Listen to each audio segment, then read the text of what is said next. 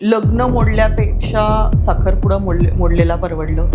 साखरपुडा मोडण्यापेक्षा तुम्ही एखाद्या मुलीला किंवा मुलाला नाही म्हटलेलं परवडलं, की तुम्ही 3-4 वेळा त्याला भेटलात, सगळं जाणून घ्यायचा प्रयत्न केला, पण नाही जमत आहे तर नाही म्हणा.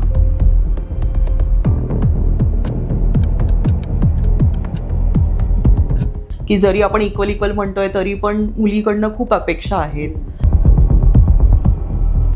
पार्टनरशिप पुढे कंटिन्यू करायची असेल and you think that he or she is the right partner, तर इन्कम आणि लुक्स हे सोडून बाकी कुठल्या गोष्टी. तसं आईनी करिअर डिसाईड करून दिलं किंवा वडिलांनी दिलं तसं मग आता मुलगी पण ते आणून शोधतील, कारण मग ते सांभाळतील पण ना तिला म्हणे, की मग आपली जबाबदारी कमी होते ना. की उद्या का if something goes wrong I can point out at my parents. Young कपल्सना पेरेंट्स बरोबर मुद्दामून राहायचं असतं. तुम्ही भेटल्यानंतर कमीत कमी 3-4 महिने एंगेजमेंटचा विचार पण नाही करायचा. लव्ह मॅरेजेस झालेले पण फेलियर्स खूप असतात, कारण लव्ह मॅरेजेसमध्ये आधी एकदम तोच व्यक्ती लग्नानंतर कसा राहील हे खूप वेगळं असतं ना. कदाचित अरेंज मॅरेजमध्ये ते आधीच कॉम्प्रोमाइज ठरलेला असतो. की आत्ता रिलेशनशिप्स का एवढे डिस्टर्ब्ड आहेत, की बिकॉज द सासूनी तेवढं कम्फर्टेबल मुलीला करायला पाहिजे, पण तुम्ही जर का तिला टोकत राहणार तिच्या कपड्यांवरनं, तिने काय ठेवल्यावरनं, तिने झाडल्यावरनं, तिने काही केलं असेल की त्याच्यावरनं जर का तुम्ही तिला टोकत राहिलात, भांडणं होणं हे ऑब्वियस आहे. कॉन्फ्लिक्ट्स, डिसअपॉइंटमेंट्स, डिसलाईक्स हे सगळं ऑब्वियस आहे, होणारच 2 लोक एकत्र राहिले की. पण तुम्ही किती पटकन ते रिझॉल्व्ह करून एकत्र येता लग्नानंतर, दॅट इज सक्सेसफुल मॅरेज. ठीक आहे, अशी गोष्ट की जी सपोज तुझ्या फोनवर आहे आणि ती तुझ्या बायकोनी किंवा नवऱ्यानी बघितली आणि तुमच्या घरात भांडण होणार आहे, की भांडण होणार आहे म्हणजे की he will have trust issues with you, don't do that.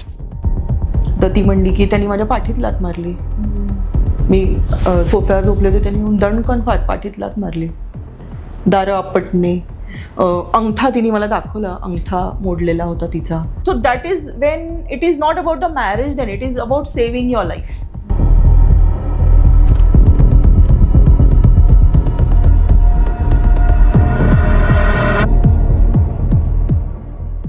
नमस्कार, मी श्री अजय देशपांडे. नमस्कार, मी सौ अवंती देशपांडे. आणि आज आपल्या गेस्ट आहेत नेहा येवले, ज्या की एक रिलेशनशिप काउन्सिलर आहेत. आज आम्ही एक खूप वेगळ्या विषयावर चर्चा केली, ती म्हणजे प्री मॅरेज काउन्सिलिंगचं महत्त्व काय आहे, मॅरेज काउन्सिलिंग किंवा मॅरेज सक्सेसफुल होण्यासाठी सगळ्यांचाच रोल कसा इम्पॉर्टंट आहे. आणि जर यंग कपल्स हे पॉडकास्ट बघणार असतील तर एक्झॅक्टली तुम्ही काय काय गोष्टी बघितल्या पाहिजेत मॅरेजच्या आधी किंवा कम्पॅटेबिलिटी चेक करायला, तर हा पॉडकास्ट नक्की बघा, सगळ्यांबरोबर शेअर करा. Hi Neha, welcome back to Shri आणि सौ. आणि आजचा विषय परत एक थोडा वेगळा आपण घेणार आहोत, तो म्हणजे ॲज अ मॅरेज काउन्सिलर तू बघत असशील की तुझ्याकडे लग्नानंतर बरेच जण येतात व्हिजिट करायला, पण प्री काउन्सिलिंग म्हणजे लग्न व्हायच्या आधी तुझ्याकडे व्हिजिटला येतात का, आणि अशी किती जनता येते तुझ्याकडे प्री म्हणजे लग्न व्हायच्या आधी प्री काउन्सिलिंगसाठी, त्याच्याबद्दल थोडीशी इन्फॉर्मेशन दे ना आम्हाला. या फर्स्ट अजय आणि अवंती, थँक्यू सो मच, तुम्ही मला इकडे इन्व्हाइट केलं आणि आपलं मागचं पण छान गप्पा छान झाल्या होत्या. आणि बॅक टू युअर क्वेश्चन, की म्हणजे जसं आपल्याला वाटतंय की आत्ता जसं मॉडर्न सोसायटीमध्ये की जसं लोक मॅट्रिमोनीवर जात आहेत किंवा डेटिंग ॲपवरनं सुद्धा लग्न होत आहेत किंवा ऑनलाईन सोर्सेसमधनं बऱ्यापैकी लग्न ठरत आहेत, आणि त्यामुळे लोकांना असं एक मिथ पसरलेलं आहे की लोक सगळे प्री काउन्सिलिंगला पण जात आहेत. बट माझ्या मते मी जे काही बघते त्याच्यात प्री काउन्सिलिंग किंवा प्री मॅरिटल काउन्सिलिंग म्हणून मी जे ट्राय करते की माझे सेशन रन करायचे, ते मोस्ट फेल्ड प्रॉडक्ट आहे. Yeah so people don't want to come for it, because जेव्हा लग्नाची गडबड असते किंवा जेव्हा लग्नाचं बघायचं चालू आहे, पसंती चालू आहे तुमची, तेव्हा मॅरेज काउन्सिलरकडे जाणं हे लास्ट प्रेफरन्स किंवा लास्ट लिस्टवर नसेलच, काही लोकांच्या तर नसेल पण कदाचित.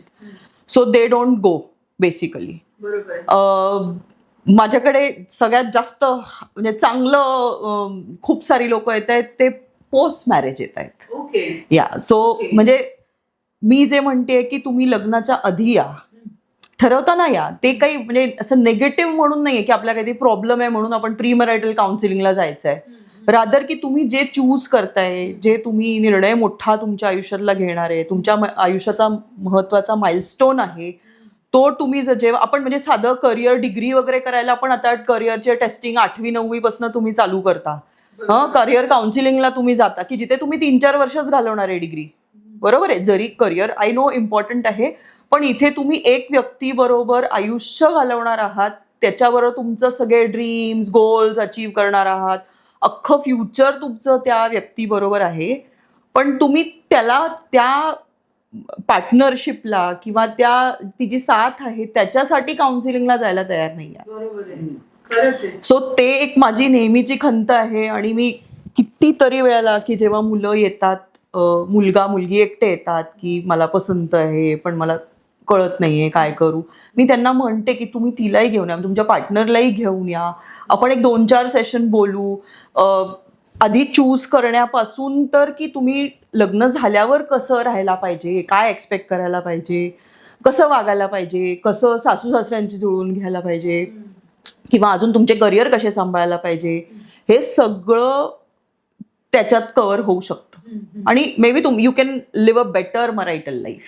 तर मला ना एक त्याला जोडून एक प्रश्न असा घ्यायचा आहे की जर प्री मॅरेज काउन्सिलिंगला जर तुझ्याकडे लोक आले तर लग्नानंतर जे काय प्रॉब्लेम्स त्यांना जाणवतात, किंवा आता आपण बघतोय की डिवोर्सचे रेट्स खूप वाढायला लागलेत किंवा मिसअंडरस्टँडिंग्स खूप व्हायला लागलेत, मे बी अगदी डिवोर्सपर्यंत ते पोचत नाही पण एक अनहॅपीनेस असतो मॅरेजमध्ये, तर ह्याचं प्रमाण थोडं कमी होईल का? की एक प्री मॅरेज काउन्सिलिंगमध्ये ना कसं असतं की ओके स्वभाव जुळले जमले की झालं, आणि ते तेवढंच म्हणजे फॅमिलीज मॅचअप होत आहेत, स्वभाव जमले, थोडंफार काहीतरी.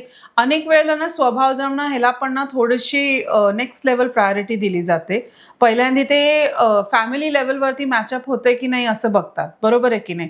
तर असं तुला वाटतं का की जर प्री मॅरेज काउन्सिलिंगला लोक आले तर नंतर जे काय होणारे प्रॉब्लेम्स आहेत ते कमी होतील का?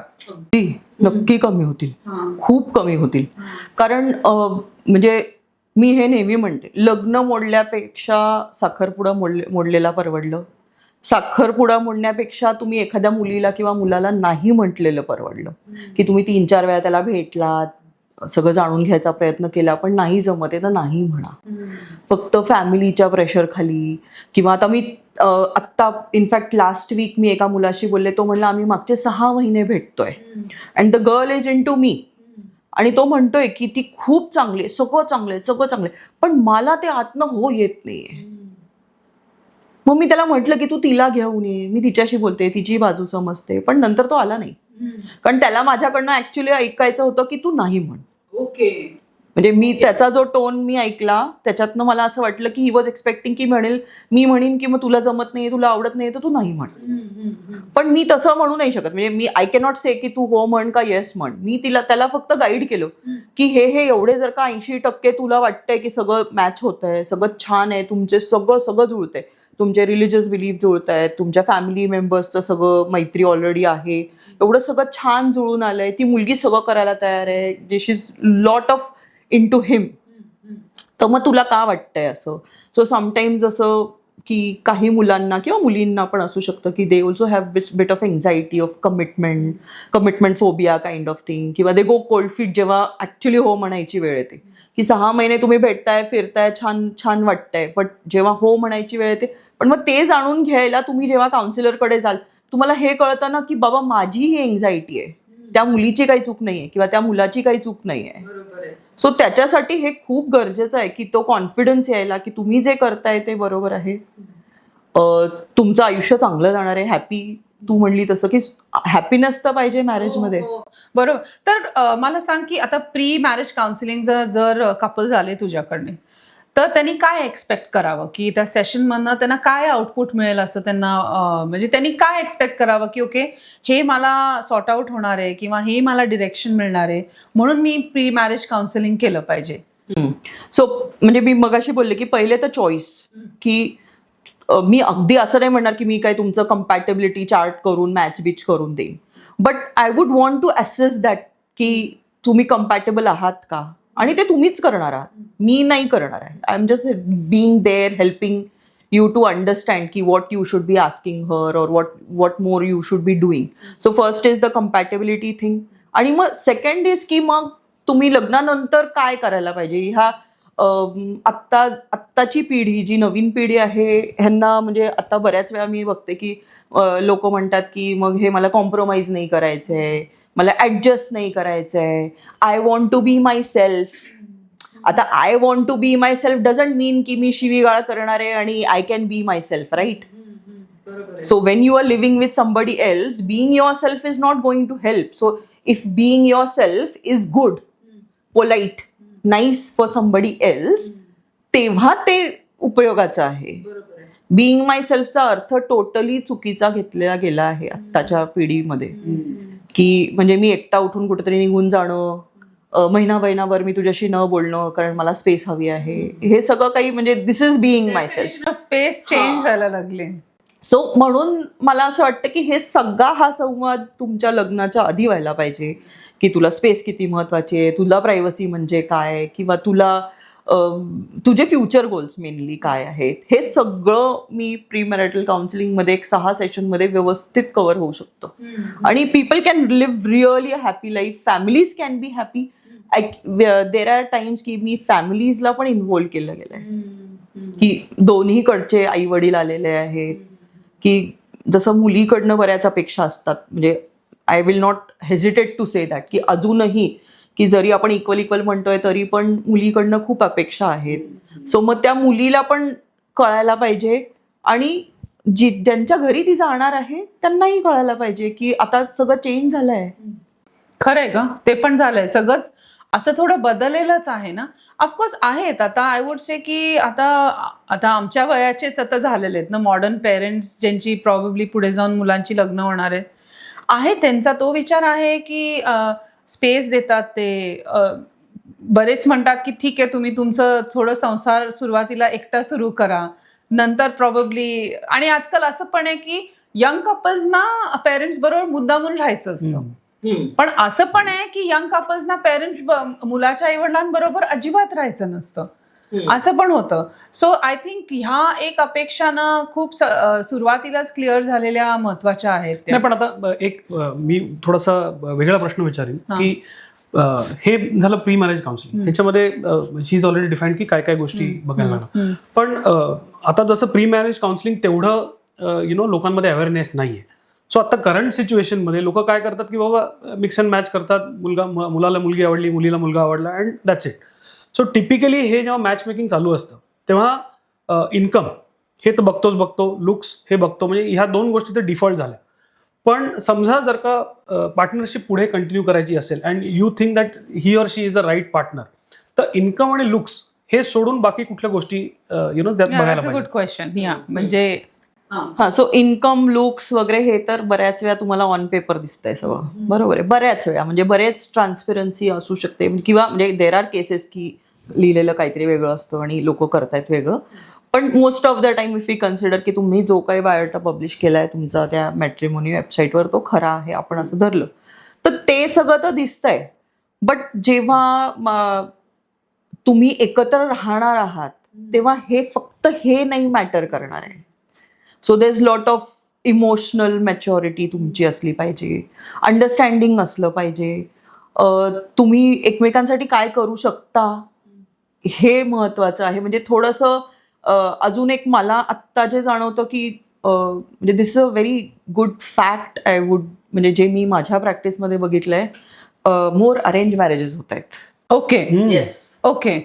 सो बरीचशी म्हणजे I am going to come back to that your point, but this is very interesting thing I want to add की आत्ता अरेंज मॅरेजेस जास्ती होत आहेत.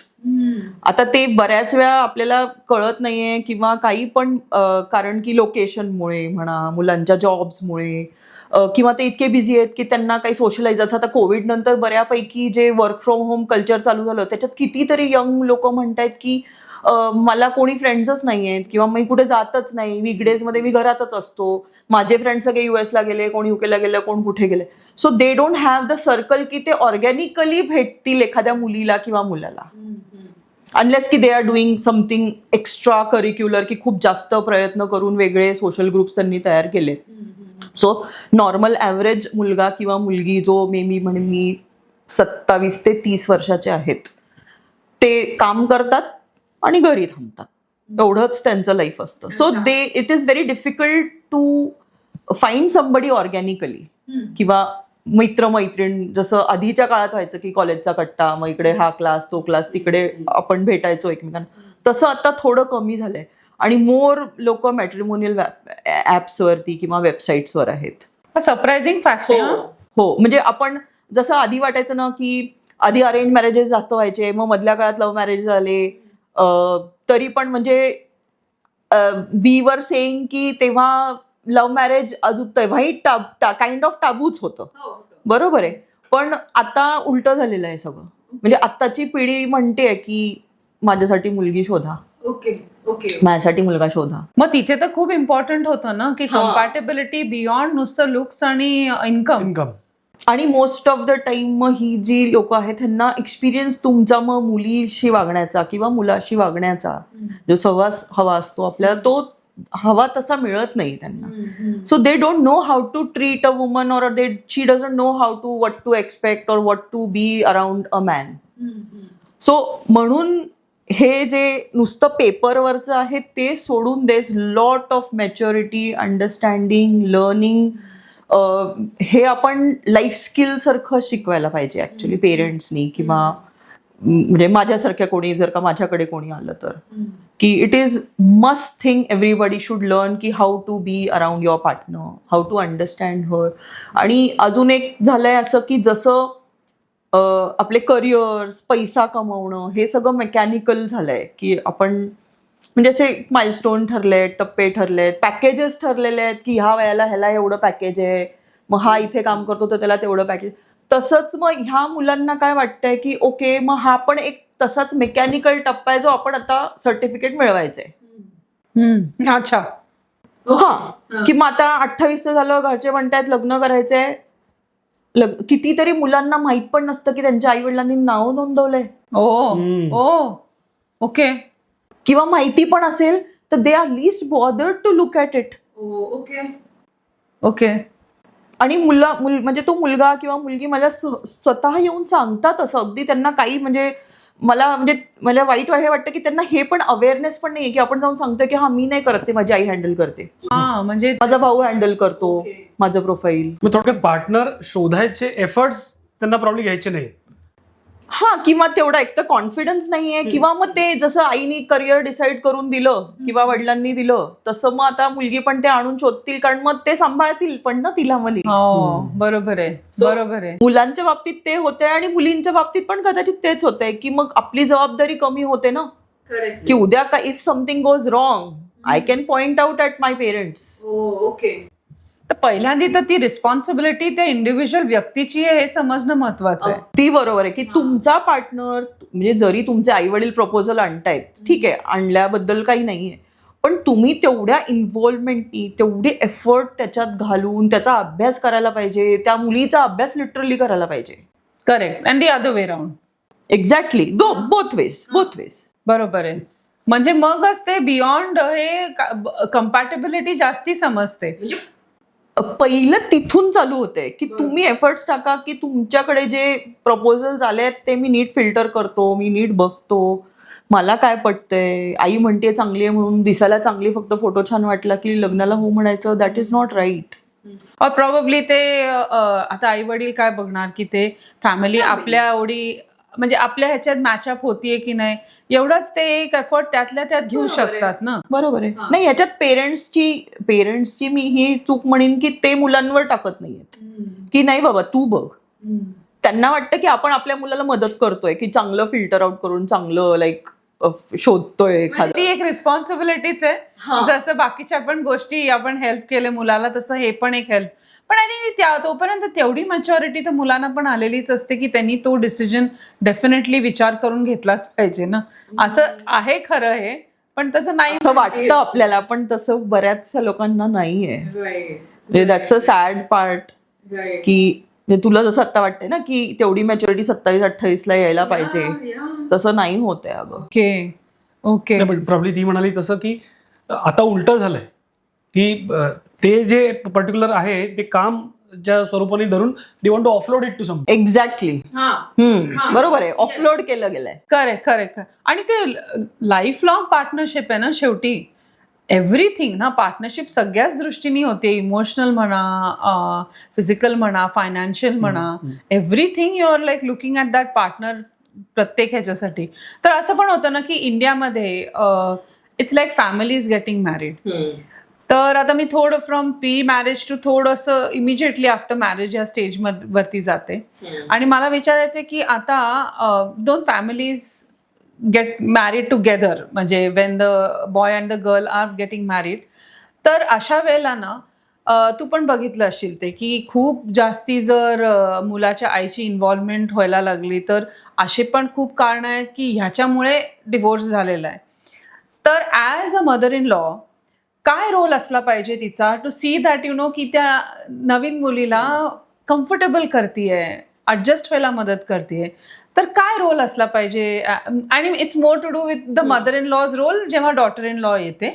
आणि ऑफकोर्स अदर वे राऊंड तरी थोडं ॲक्सेप्टेड आहे आपल्या इंडियन सोसायटीमध्ये, पण हे थोडंसं अजून जरा व्यवस्थित जाणीव असेल की असं आपण थोडं लक्षात ठेवून घेतलं पाहिजे डिसिजन्स, तर ना पुढे जाऊन जे काय प्रॉब्लेम्स होतात ते थोडे कमी होतील असं मला वाटतं. म्हणजे you can throw better light on it. Obviously तू म्हणली तसं की जरी आपण म्हणतोय की आत्ताचे जे म्हणजे आत्ता सपोज 26 मध्ये आपण बोलतोय की आत्ताचे थोडे जे इन लॉज आहेत दोन्ही साईडचे ते मॉडर्न आहेत, की मे बी आता ते पण they R also like educated, aware, relationship बद्दल अवेअर.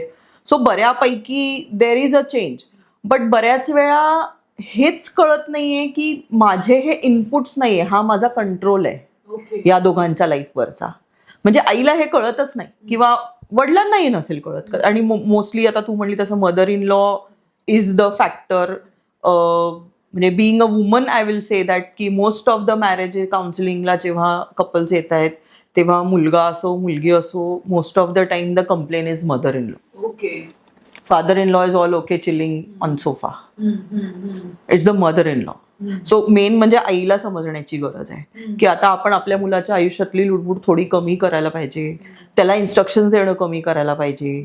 आणि दुसरं म्हणजे जे तू बोललीस की ती मुलगी तुमच्या घरात आली आहे, सपोज अगदीच एकत्र जर राहत असतील तर, की आज मी इथे आले, तुम्ही मला पाणी विचारलं, तुम्ही एसी लावला, सगळं केलं, you will look as a guest, you will look after me so well की इफ आय एम कम्फर्टेबल. मग ही मुलगी सगळं तिचं घर सोडून तुमच्या घरी आली आहे. बरोबर आहे, ती तुमच्यावर राहतीये, तुमच्या सगळ्या जबाबदाऱ्या घ्यायची तिची तयारी आहे, म्हणजे असली तर तो वेगळा प्रश्न आहे. So let us consider the positive thing की she is coming with a nice positive mindset. आणि आपण मग ही आपली जबाबदारी नाही आहे का सासू सासरे म्हणून किंवा इन लॉज म्हणून की तिला जास्तीत जास्त कम्फर्टेबल करणं, तिच्यात आणि मुलामध्ये भेदभाव न करणं. आणि आता मुलींना ते जाणवतं. आधी मुलींना चालून जायचं की ठीक आहे, नवरा आधी जेवला मग ती नंतर जेवली, किंवा तो बाहेर फिरायला निघून गेला तिला जाता आलं नाही, किंवा त्याला कपड्यांवर बंधनं नाहीयेत सून म्हणून तिला आहेत, हे सगळं आधी चाललं. आता नाही मुलींना चालत ते. बरोबर आहे. म्हणजे त्यांना पण तितकाच फ्रीडम पाहिजे आणि तितका त्यांना आधी मिळालेला असतो ना आता. कारण घरी तुम्ही मुलीला तसं वाढवताय आता की तू इक्वल आहेस, तू हवा तो जॉब करू शकते, हवे तर तू कपडे घालू शकतेस, हवं तू तिथे जाऊ शकते, फिरायला जाऊ शकते, सगळं करू शकते. पण मग सडनली जर का तुमचं फॅमिलीचे कल्चरल डिफरन्सेस आले, आणि ते येतातच, की तिच्यावर बंधन येतं. म्हणून हे आधी डिस्कस करणं खूप इम्पॉर्टंट आहे की तुमचे फॅमिलीचे जे कल्चरल डिफरन्सेस आहेत, की कोल्हापूर पुणे असं किंवा बँगलोर आणि दिल्ली, म्हणजे imagine these kind of families coming together, की इट कॅन क्रिएट सच अ हेवॉक, म्हणजे अगदी लग्नाच्या विधीपासून तर इवन नंतर पण. So this is very important की तुम्ही त्या व्यक्तीला ॲडजस्ट व्हायला, जेल इन करायला, ॲसिम्युलेट व्हायला तुमच्या फॅमिलीमध्ये तुम्हाला तिला इन्व्हॉल्व करायला लागेल. मोस्ट ऑफ द टाइम मुलींची ही कंप्लेंट असते की हे मला इन्व्हॉल्व नाही करत त्यांच्या फॅमिली मॅटर्समध्ये. मग तुम्ही सून म्हणून सगळी कामं एक्सपेक्ट करता, रिस्पॉन्सिबिलिटी एक्सपेक्ट करता, सगळं एक्सपेक्ट करता. पण मग जेव्हा लँड घ्यायची वेळ आली तेव्हा तिला माहितीच नाहीये की नवऱ्यानी आणि आईनी जाऊन लँड घेऊन टाकली त्याच्या नावावर. सो म्हणजे हे this is a big thing right, की she is not involved in. So अशा खूप गोष्टी घडतात. म्हणजे हे मी खरं एक्झाम्पल दिलं की मागे मी जिच्याशी बोलले आणि ती मला म्हणली की आमच्या लग्नाला 8 वर्ष झालेत नाही, पण मला माहित पण नाही की माझ्या नवऱ्याने लँड घेतली, परस्पर जाऊन आईबरोबर आईचं आणि त्याचं नाव टाकलं. मी म्हणत नाही माझं नाव टाका, पण मला सांगा तरी. बरोबर आहे. नाही, पण आता हे झालं की लग्न झाल्यानंतर मदर इन लॉ किंवा आपण सासू जिला म्हणतो, तिने कसं ऍडजस्ट केलं पाहिजे. पण याच्या आधीची जी स्टेज आहे की मुलामध्ये आणि मुलीमध्ये असे काय डिस्कशन झाले पाहिजेत, किंवा असे लेट्स से टॉप 5 किंवा टॉप 3 पॉइंटर्स असे कुठले आहेत जे त्यांनी डिस्कस केलेच पाहिजे. म्हणजे करिअर आणि पैसा हे तर झालंच झालं, पण त्या व्यतिरिक्त let's say for example family responsibility, तर असे टॉप 3 तुझ्या हिशोबाने कुठले पॉइंटर्स किंवा आहेत जे असे डिस्कस काही झालेच पर्सनल पाहिजे. क्वेश्चन्स आहेत का की जे डिस्कस करणं अगदी इम्पॉर्टंटच आहे, हा की ते वाटतात आपल्याला पर्सनल आणि ते बरेचदा आपण टाळतो कारण ते साऊंड व्हेरी पर्सनल, की हे कसं मी विचारू. पण हे जर नाही विचारलं तर हेच एक मेजर कारण होतं नंतर जाऊन फॉलोआउट किंवा डिवोर्स होण्याचं किंवा न पटण्याचं. तर असे काय आहेत याला, एक मला पण इंटरेस्ट. हा, सो मेन म्हणजे मला असं नेहमी वाटतं की फर्स्ट थिंग शुड बी की तुमचे फ्युचर गोल्स काय आहेत. की लोकेशन वाईज म्हणा, रिलोकेशन वाईज म्हणा, करिअर वाईज म्हणा, की दोघांचेही करिअर इक्वली महत्वाचे आहेत. सो मग सपोज एक म्हणतोय की मला US मध्ये जाऊन सेटल व्हायचंय किंवा अजून कुठल्या दुसऱ्या शहरात जाऊन सेटल व्हायचंय, आणि ही म्हणते की मला पुण्यातच राहायचंय.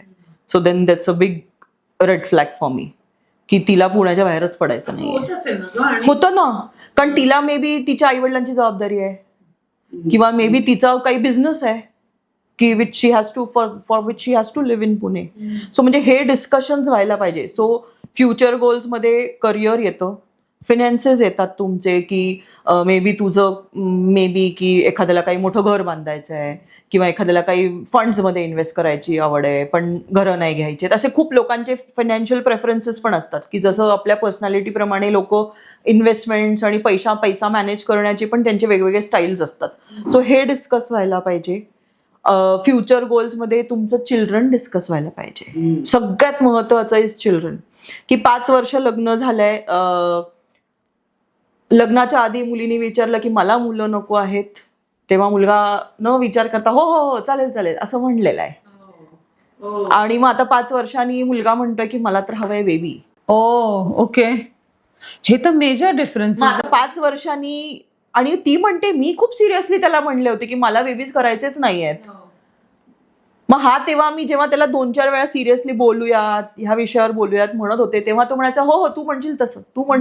म्हणजे त्या तुमच्या हनीमून फेजमध्ये किंवा ते भेटल्याचे ते कोर्टशिप टाइम मध्ये जे छान छान रोमॅन्टिक सगळं चालू असतं, तो वेळ तू म्हणशील तसं असं चालू होतं. त्यांनी विचारच केला नाही डीपली हा. आणि मग मी जेव्हा त्याच्याशी बोलले तेव्हा त्यांनी काय उत्तर द्यावं, नाही मी विचार केला होता, मला वाटलं आमचं एकमेकांवर प्रेम जुळलं की मग नंतर आम्ही बघून घेऊ काय करायचं ते. अरे बापरे, हा तर मेजर डिफरन्सच झाला ना. अझम्पशन होतं, म्हणजे नंतर बघू, आता विचारच करायला नको. सो म्हणजे आता मग जेव्हा तो म्हणतोय की मला डिवोर्स फाईल करायचा आहे, तर मग ह्याच्यात कुणाची चूक झाली? ती तर आधीपासून सांगत होती. आपण म्हणतो असं डिस्क्लेमर दिला होता तिने. ती सिरियसली बोलत होती. She was not taken seriously, she was not heard. So मग ते समहाव ते आता त्यांचं काय डिस्कॉर्ड आहे एक तो मोठा, की बाकी सगळं चांगलं आहे, हे आहे ते आहे, पण बेबी नाहीये. मग ते तुम्ही यू नॉट हॅपी देन. आणि मग ती म्हणली की मग एकदा ती लिटरली शी गॉट रेडी, की मला म्हणली की अगं नेहा मला असं वाटतं की एवढं सगळं सॅडनेस घरात असल्यापेक्षा आम्ही एक बेबी करून टाकू.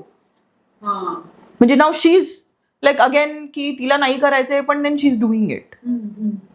म्हणजे नाही करायचे त्याचे खूप वेगळे कारणं असू शकतात. तुमचा ट्रॉमा असू शकतो, तुम्हाला जबाबदाऱ्या असू शकतात, तुमच्या फर्टिलिटी हेल्थ बद्दलचे काही इश्यूज असू शकतात. There can be so many things.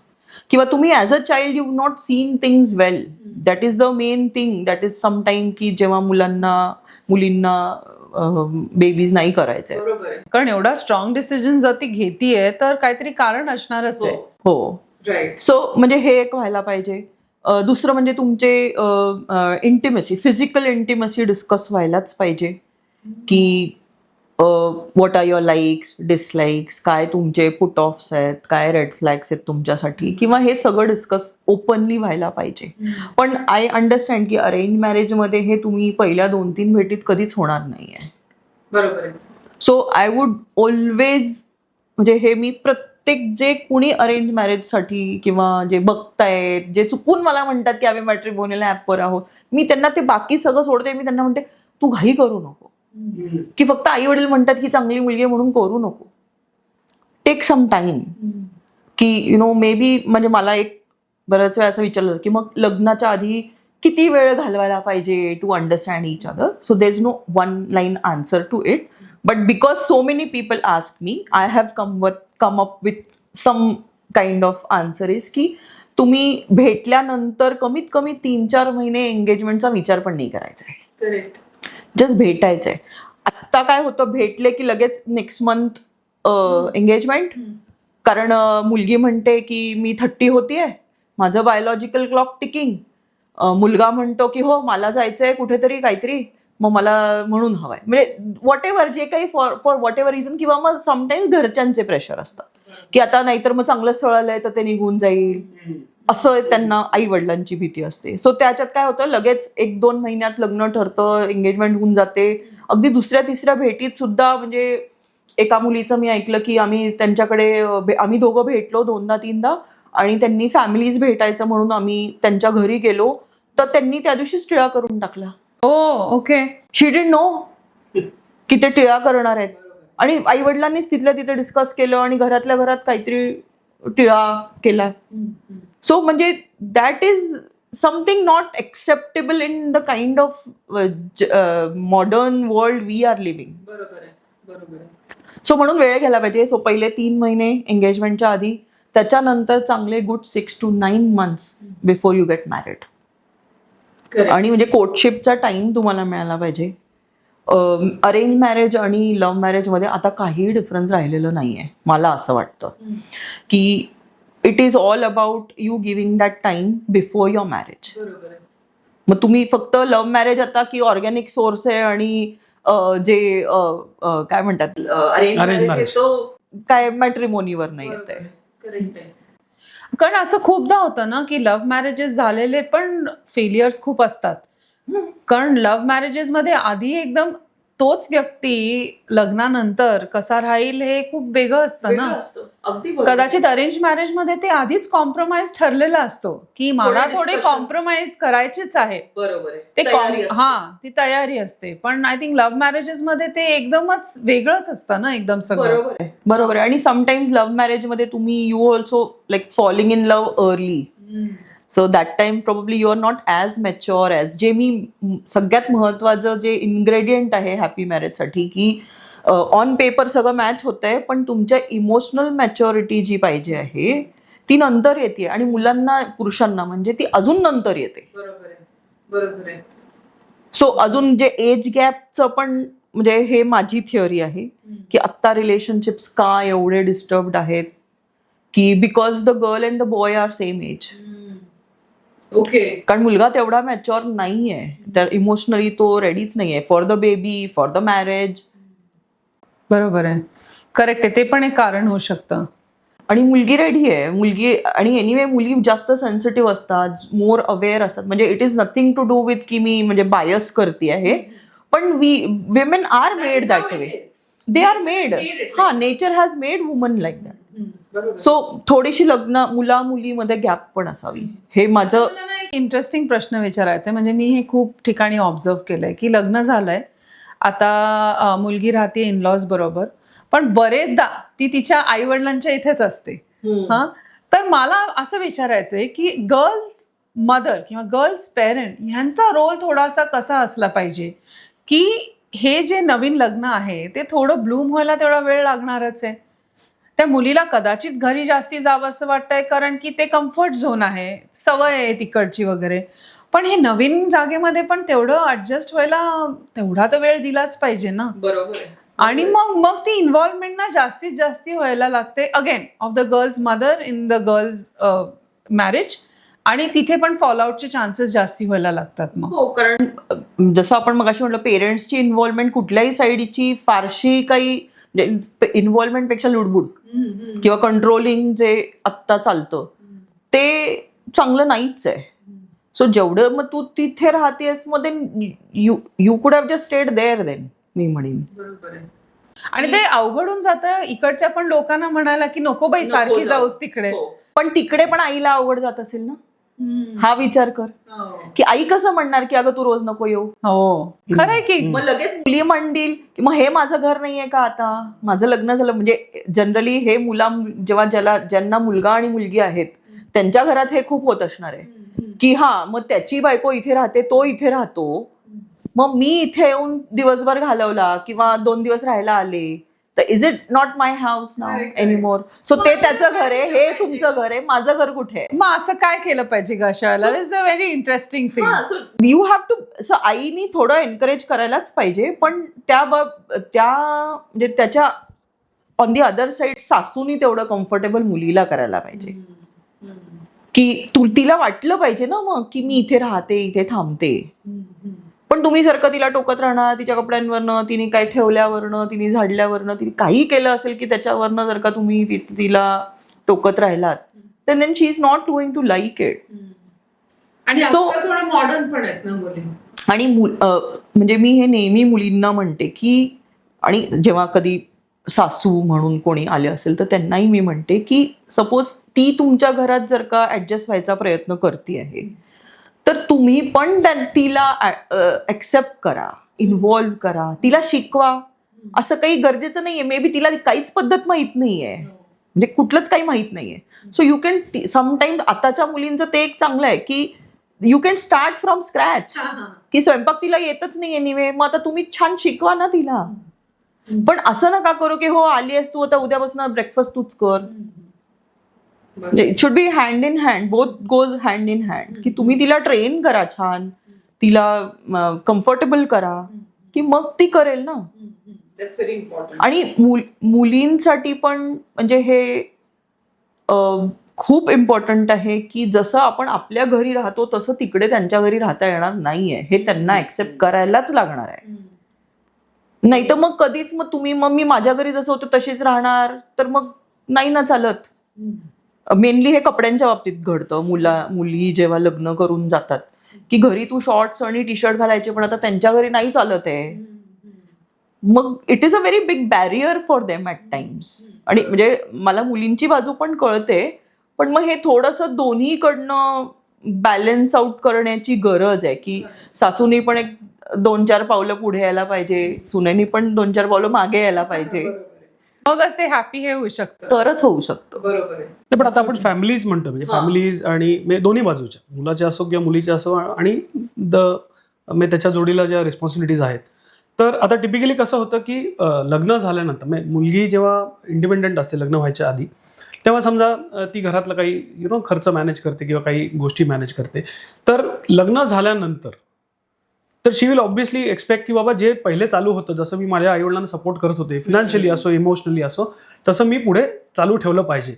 तर हे जे डिफरन्स आहे किंवा ही जी गोष्ट आहे ही लग्न व्हायच्या आधी दोघांनी मिळून, म्हणजे मुलगा आणि मुलगी या दोघांनी मिळून डिस्कस केलं पाहिजे का, किंवा how important it is? Very very important.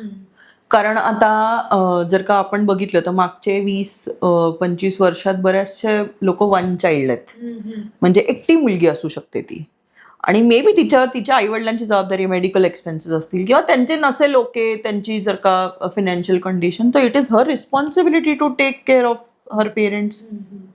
So मग तिने हे करायलाच लागणार आहे. पण हे मग लग्नाआधी डिस्कस व्हायला पाहिजे.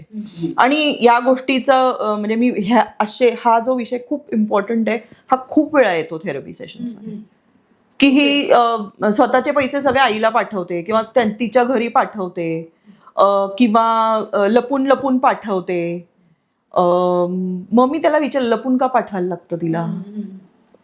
म्हणजे that is a first question I would ask की ती लपून का पाठवेल, की तू मग त्याला नाही म्हणत असशील म्हणून. सो जनरली असं होतं की मुलींना वाटतं की म्हणजे हे गृहीत धरतात त्या की आपण जर का पैसे पाठवले तर हे नवऱ्याला किंवा इनलॉजला आवडणार नाही, आणि मग त्या लपून लपून पाठवतात. मग त्याच्यात नाही आणखीन काहीतरी भांडणं होऊ शकतात. सो रादर आय वुड से की हे मगाशी जे छान तूच म्हटलंस म्हणजे हे की फिनान्शियल डिस्कशन्स, फिनान्शियल तुम्ही काय तुमचे गोल्स आहेत, काय करणार आहात, तुझ्यावर काय जबाबदारी आहेत, काय कर्ज आहे. दुसरं सगळ्यात आत्तामध्ये मी एक कपलशी बोलले, त्यांच्या लग्नाला 5 महिने झालेले आहेत. त्या मुलाचे वडील जुगार खेळतात, गॅम्बलिंग. ओके. आणि त्यांना एवढी डेट होती की लग्नाच्या आधी ह्यांच्या फॅमिलीला माहितीच नव्हतं काहीही. आणि मग 5 महिन्यानंतर ती म्हणते, अगं मी जे कमवते त्याच्यावर घर चाललंय, ह्याचा सगळा पगार वडिलांचं कर्ज फेडण्यात जातोय. करेक्ट. सो म्हणजे though she was supportive, she was being there, but that was not fair on her असं मला वाटलं. की मग हे आधी मग तो करायला पाहिजे होतं की एवढी डेट आहे असे. फसवणूक पण वाटली. हो, मग ही फसवणूक, it's a betrayal, big betrayal, खूप मोठी फसवणूक आहे. सो ह्या गोष्टी घडतायत. आणि जे तू म्हणलास की मुलींनी पाठवायचं का, डेफिनेटली मुलीची तेवढीच जबाबदारी आता आहे, because there are many parents who have only daughter as a child. So अशा होऊ शकतात, वेळा येऊ शकतात की जेव्हा मुलीला सपोर्ट करायला लागेल. पण म्हणून मग म्हणून तुम्ही ह्या म्हणजे जिथे मी राहते, जी माझी फॅमिली आहे किंवा माझा जो संसार आहे त्याच्याकडे दुर्लक्ष करणं किंवा त्याला प्रायोरिटी न देणं पण बरोबर नाही आहे. की मग तुझी इथे पण तेवढीच जबाबदारी आहे. So may be what ever your salary त्याप्रमाणे तू ठरवावं किंवा तसं वागावं, पण इट इज इम्पॉर्टंट. नाही, पण ह्याच्यात जोडीला आता म्हणजे ही तर आयडियल सिच्युएशन झाली की बाबा दोघंही कपलमध्ये देर इज अन अग्रीमेंट आणि इंडिव्हिज्युअली काय काय हे आहेत. पण लेट्स से फॉर एक्झाम्पल आपण दुसरी साईड बघूया की आता मुलीचं करिअर आहे. मग आता आपण बघतोच की लग्न साधारण 27-28 किंवा इव्हन 30 मध्ये सुद्धा व्हायला लागलेत. तर लोक, मुलगा असो मुलगी असो, आपल्या आपल्या त्या करिअरमध्ये सेटल झालेले असतात. तर आता मुलीचं करिअर स्पेसिफिकली बोलायला गेलं तर लग्नाच्या आधी एक पर्टिक्युलर सेट वेनी चालू असतं. तर लग्न झाल्यानंतर तिचं ते करिअर काही पेरेंट्स किंवा काही मुलं ऍक्सेप्ट करतात, काही लोक नाही करत. कारण त्यांच्या ते घरात कल्चर आहे की बाबा सून आली की तिने घरचं काम करायचं, तिने बाकी काही करायचं नाही. तर हे करिअर प्रोग्रेशनचं जे डिस्कशन आहे हे आपापसात विदिन द कपल हे लग्नाच्या आधी होणं किती गरजेचं आहे? खूपच गरजेचं आहे. Not just I think within the couple, I think ते फुल फॅमिली इन्व्हॉल्व पण व्हायला पाहिजे. कारण this is again a cultural difference मध्ये येतं हे की आमच्या घरात मुली काम करत नाहीत. मग तू डॉक्टर असो, तू इंजिनियर असो, तू काही असो, ते तू तुझ्या घरी ठेवून यायची डिग्री, असं बोललं जातं. मी रिसेंटली एक कपलशी बोलले की डॉक्टर मुलीला प्रॅक्टिस करू दिलेली नाही. 5 महिने झालेत लग्नाला आणि ती तयार झाली आहे. हाईट म्हणजे मला खूप वाईट वाटलं की शी इज रेडी, की ठीक आहे मी, आणि स्पेशलिस्ट डॉक्टर आहे by the way, she is a specialist. म्हणजे एवढे 7-8 वर्ष तिने त्याच्यात घालवले करिअर बिल्ड करण्यात. पण सासरचे म्हणले की नाही करायचं, आणि त्यांचं काहीतरी उशिरा लग्न होतं, मला वाटतं 31 वगैरे ती आहे. सो त्यामुळे तिच्या घरच्यांनी पण ते कॉम्प्रोमाइज केलंय की नाही हा चांगला मुलगा आहे तर कर आता. सो म्हणजे हे किती मोठं सॅक्रिफाईस आहे. मी म्हणेन ह्याला, मी सॅक्रिफाईस म्हणेन ह्याला. कॉम्प्रोमाइज किंवा ऍडजस्टमेंट हे काही शब्द अप्लाय होत नाहीत. So this is sacrifice.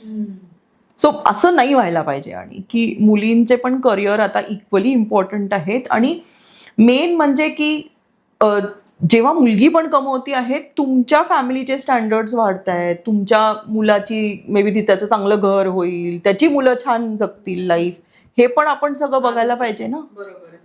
जे आता आपण म्हणजे 26 मध्ये जगतोय आणि मुलींनी काम करायचं नाही असं म्हणून कसं चालणार आहे. नाही, आजकाल मुलींना पण एक आयडेंटिटीसाठी म्हणा किंवा फायनान्शियल इंडिपेंडन्ससाठी पाहिजेच ना थोडंसं काहीतरी. तू आज बघ ना, एक मे बी पार्ट टाइम तरी करतात, छोटासा बिझनेस तरी असो, प्रत्येक महिला ना काहीतरी करतीये. बरोबर आहे. आयदर फुल टाइम असू दे, नाहीतर काहीतरी 1-2-4 तास तरी बिझी असेल. पण सगळ्या जणीच अशा आहेत. फक्त कशासाठी की थोडं फायनान्शियली मी इंडिपेंडेंट झाले तर माझी मी काळजी घेऊ शकते आणि फॅमिलीचे पण स्टँडर्ड्स बेटर होत आहेतच ना त्याच्यामध्ये. आता नेक्स्ट प्रश्न असा आहे नेहा की प्रायव्हसी आणि सिक्रेसी म्हणजे काय की माझ्या सोशल मीडियाच्या गोष्टी किंवा माझं फोन किंवा माझं हे, तर प्रायव्हसी एक भाग आला, एक आला सिक्रेसी. म्हणजे हे मी खूपच सिक्रेट ठेवलं पाहिजे का? आणि अजून एक येतोय की मी टाइम, आपण ज्याच्याबद्दल आधी बोललो ते. तर म्हणजे ह्याचं बरोबर हे कसं मेंटेन करावं, की काय काय कपल्सना किंवा काय काय हजबंडना किंवा वाईफला पण वाटतं की मला सगळं माहिती पाहिजे, की माझी स्पेस, तुझी माझी स्पेस असा काही प्रकारच नाहीये. It is like everything is as a couple, हो की नाही? मग त्याच्यामध्ये हा मी टाइम तर एक्सटेन्शन झालं त्याचं, पण एक प्रायव्हसी झाली आणि एक सिक्रेसी झाली, की मग सिक्रेटली मी सगळं माझं एक वेगळं, माझे सिक्रेट्स असतात. पण काय काय कपल्सला ते नाही पटत, की नाही, सगळ्यांना सगळ्यांचं म्हणजे आमचं दोघांचं आमच्या एकमेकांना सगळं माहित पाहिजे असं असतं. सगळं माहित पाहिजे म्हणजे जे तुमचं एकत्र आहे ते माहिती पाहिजे. पण असं सपोज आता तू एखाद्या तुझ्या मैत्रिणीशी बोलते, तिला तुला काहीतरी तिचं पर्सनल काहीतरी सांगते की जे तिला कुठेही लीक करायचं नाहीये, मग ते तू येऊन ह्याला सांगणं योग्य आहे का? आणि ते त्याला माहिती असण्याची गरज पण नाही आहे. हा, बट समथिंग की which you are hiding about yourself, mainly this comes की जेव्हा ट्रस्ट आणि हे आपण म्हणतो की म्हणजे अदर जेंडर इज इन्वॉल्ड किंवा अदर पर्सन इज इन्वॉल्ड, तर ते लपवणं मग ती सिक्रेसी झाली, ती प्रायव्हसी नाही आहे. सो प्रायव्हसी इज की तू म्हणणं की हो माझ्या मैत्रिणीशी मी 2 तास बोलले फोनवर, पण मला तुला आत्ता नाही सांगता येणार काही, नंतर सांगीन हवं तर, किंवा मला नीट कळलं की सांगीन. So that is okay. But you hiding your phone किंवा अशी गोष्ट, मी नेहमी हे सगळ्यात सांगते की अशी गोष्ट की जी सपोज तुझ्या फोनवर आहे आणि ती तुझ्या बायकोनी किंवा नवऱ्यानी बघितली आणि तुमच्या घरात भांडण होणार आहे, की भांडण होणार आहे म्हणजे की he will have trust issues with you. Don't do that. बरोबर आहे. So that is not right. Correct. पण तेवढी ट्रान्सपरन्सी पाहिजे आपापसात. हा, म्हणजे आता सपोज एखाद्या मैत्रिणीचा काही मेसेज असेल की काय जे काही तुमचे प्रायव्हेट गप्पा झाल्या त्या जरी ह्यांनी वाचल्या तरी मे बी हा म्हणेल की हा तुम्हाला सांगितलं नाही, पण he will not be angry about it. बरोबर आहे. It is not causing trust issues between you two, right? But when you are talking to other man then this is important. That becomes so म्हणजे मला माहिती तू is that what you meant? Yes correct. That is only. हा, असं होतं ना की सगळं माहिती पाहिजे, पण someone of the partner feels की नाही, मला नाही, I don't want to let her know everything, किंवा एवढा तर ट्रस्ट पाहिजे की मी नाही काही हाईड करत आहे.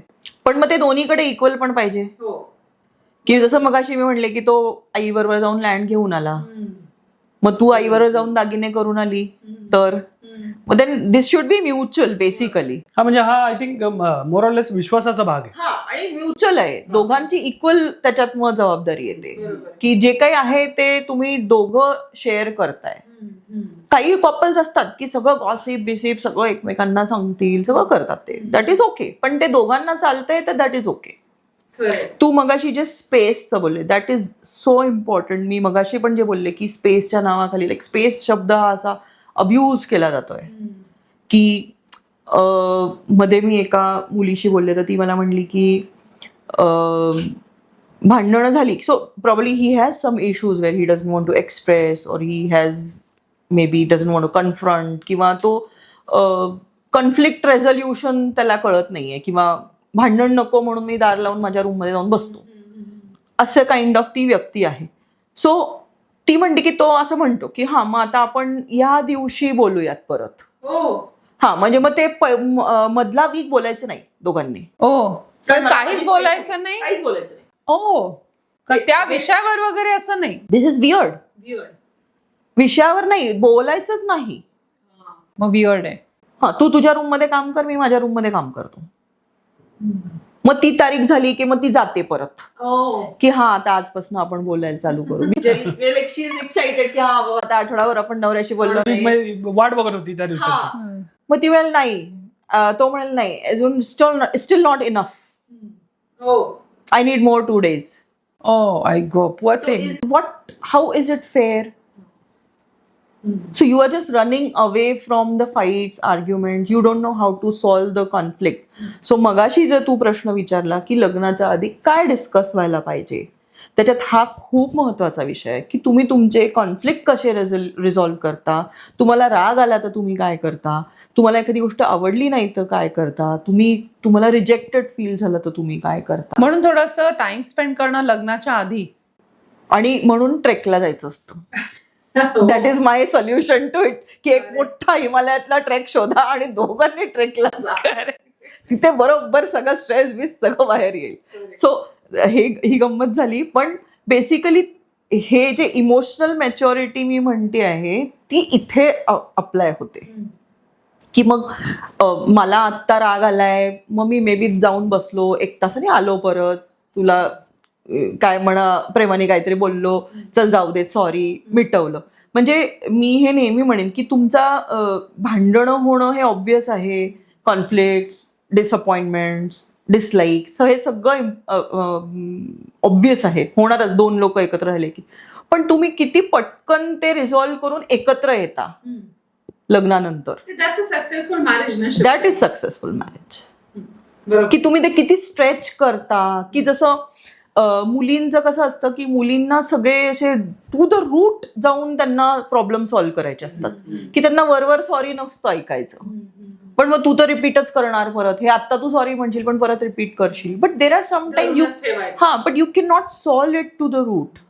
काही गोष्टी लेट गो करून काही गोष्टी लेट गो. आणि अदरवाईज ऑल्सो इट गोज की मग मुलाला पण हे कळायला पाहिजे की हे परत परत होतंय का, मग आपण परत फक्त सॉरी म्हणून पुढे जातोय का, आपण जे म्हणजे नुसती दागदुजी करून पुढे चालायला लागायचं ते कधी तुम्ही फिक्स करायला पाहिजे.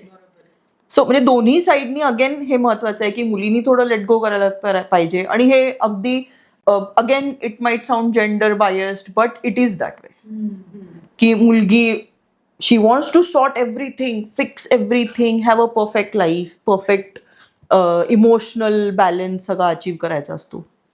आणि मुलगा हॅपी गो असतो, तो म्हणतो जाऊ देत ना, चला आपण दोघं थकलोय, पिक्चरला जाऊयात. बरोबर आहे. सो कधीतरी त्याच्या म्हणण्याप्रमाणे, कधीतरी तिच्या म्हणण्याप्रमाणे, की जिथे सिरियस आहे तिथे तरी मग तिचं ऐकून की बसून तुम्ही लिसनिंग, तुमचं स्पेस क्रिएट करून बसायला पाहिजे. तिला ते म्हणजे तिला वाटलं पाहिजे की हो हा सिरियस आहे.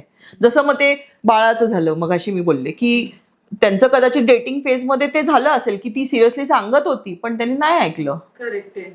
त्यांनी अलगद म्हणजे असं उडवलं ते की बघू पुढे, अजून तर आपण तिथे पोहोचलो नाही किंवा ती रियालिटी समजली नाही की असं पण कधीतरी विषय होऊ शकतो.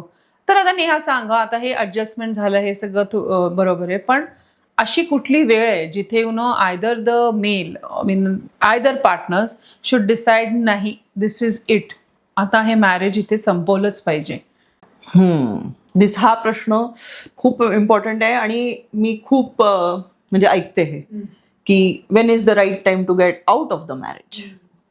सो ओके, कुठल्याही प्रकारचा इमोशनल अब्यूज म्हणजे खूप घाण शिवीगाळ, हे असं इमोशनली तुम्ही हे असं आठवडाभर न बोलणं, निघून जाणं 2-2 आठवडे, मी गेलो बाईक घेऊन निघून गेलो, किंवा मग मी आईकडे जाऊन निघून गेले बॅग घेऊन.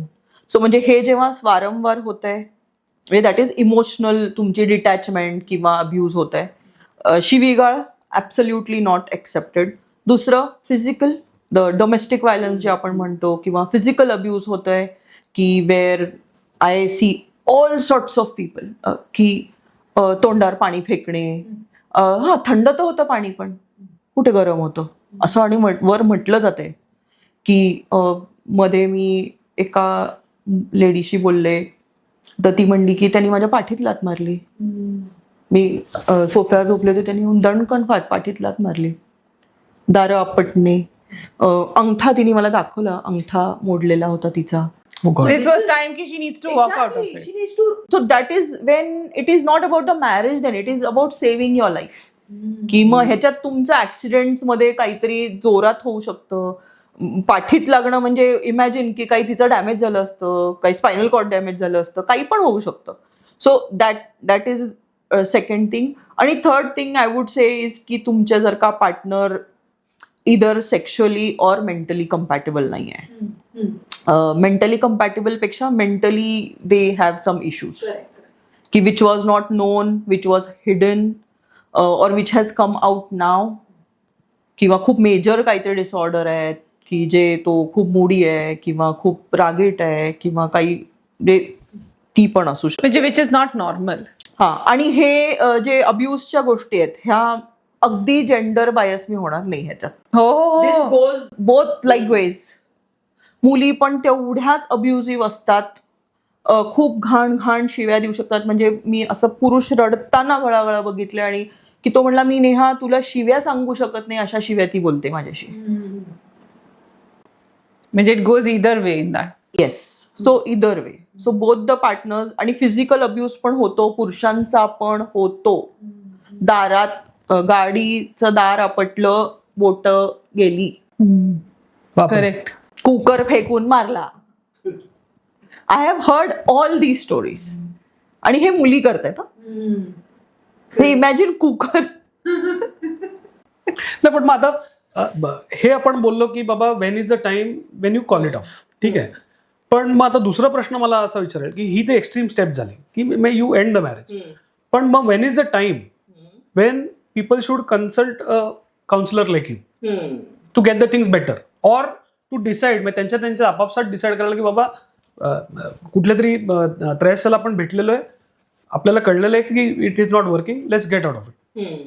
So when is that time की काउन्सिलरला भेटलं पाहिजे? Any time you are not feeling happy or you are not feeling satisfied. Be also म्हणजे बऱ्याच वेळा लोक म्हणजे घरात एखाद्या रूममेट सारखे राहत असतात की आता आपण आपल्याला छोटी मुलं आहेत, आपण घर घेतलंय, EMI भरायचे आहेत, पण they are living two very separate lifes. And the moment you realize that you should go to a counselor to find out की what is missing, what is happening. आणि कितीतरी वेळा म्हणजे you will not believe this, but हे जे मी abuse सगळं सांगितलं तुला, एवढं होऊन पण people don't want to get out of the marriage. म्हणजे एवढा हट्ट आहे ते लग्न टिकवायचा की मी मेले तरी चालेल, पण ते लग्न मी टिकवणार.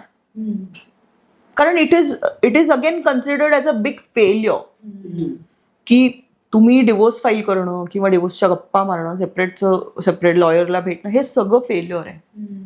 सो मला असं वाटतं की divorce is not a failure, but it is a may be choice gone wrong, और मे बी की तुमच्या आयुष्यातलं की एखादा तुम्ही जॉब काहीतरी खूप करून तुम्ही US ला गेले पण तिथे जाऊन तुम्हाला आवडलं नाही, तुम्ही परत येताय ना. पिवट असल्यासारखं मी म्हणे आयुष्यात. So exactly. सो एक टप्पा आहे की जिथे तुम्ही चुकलेले आहात, चुकीचे निर्णय घेतलेले गेले आहेत, ते ऍक्सेप्ट करून आपण मूव्ह ऑन करता यायला पाहिजे.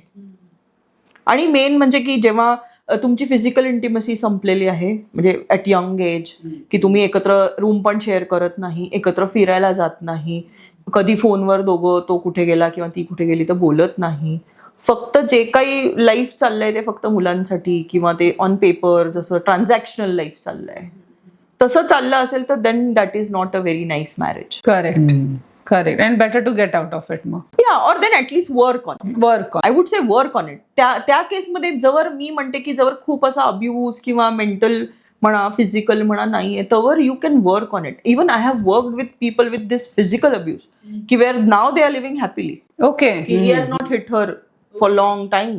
ओके. सो होऊ शकतात बदल, पण तुम्ही जायला पाहिजे. You should seek help. बरोबर. Correct. So I think Neha बरेच गोष्टींवर आपण चर्चा केली आणि आय एम शुअर व्ह्युअर्सलाही बरेच इन्साइट्स मिळाले किंवा पार्टनरशिप कशी असली पाहिजे आणि त्या पार्टनरशिपचे रिक्वायरमेंट्स काय काय आहेत, not just within the partners पण दोन्ही बाजूच्या फॅमिली सुद्धा. आय थिंक ह्याच्यावरती खूप सारे इन्साइट्स दिलेस तू. सो आय थिंक ओव्हरऑल खूपच सुंदर किंवा असं मी म्हणेन की व्हेरी इन्साइटफुल डिस्कशन आपलं आज झालं. हो. आणि आय थिंक ह्या आपल्या पूर्ण डिस्कशनमध्ये एक गोष्ट हायलाईट करायची म्हणजे लग्नाच्या आधी काउन्सिलिंग खूप महत्वाचं आहे. येस. आणि सगळ्यांनी त्याचा फायदा घेतलाच पाहिजे. ऑफकोर्स आपण नेहाचे नंबर वगैरे पण टाकतोय डिस्क्रिप्शन मध्ये. सो व्ह्युअर्सना मी हेच सांगेन की हे अगदी वाईज डिसिजन राहील की तुमचं लग्न व्हायच्या आधी तुम्ही एकदा तरी नेहाला भेटावं किंवा एकदा तरी प्री काउन्सिलिंग करून घ्यावं. Thank you so much. It was wonderful talking to you. Wonderful talking to you. Thank you so much.